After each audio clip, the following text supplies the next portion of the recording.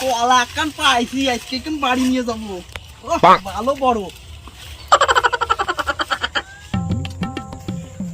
কলাগুলো যা হইছে না, তা লোকের জ্বালায় আর থাকছে না।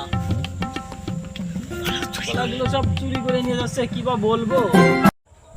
ওই আমার কলা বাগানে কে রে? ওই শালা মালিক এসে গেছে রে। এই কাকা আমি, কাকা আমি। তুই আমার কলা বাগানে কি করতে আসছিস?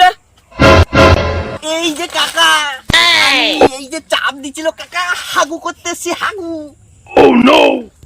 আমার জমিতে আগু করতে আসছিস? ফেলা আগে ফেলা। কাকা আগু সরাচ্ছি, কাকা আগু সরাচ্ছি।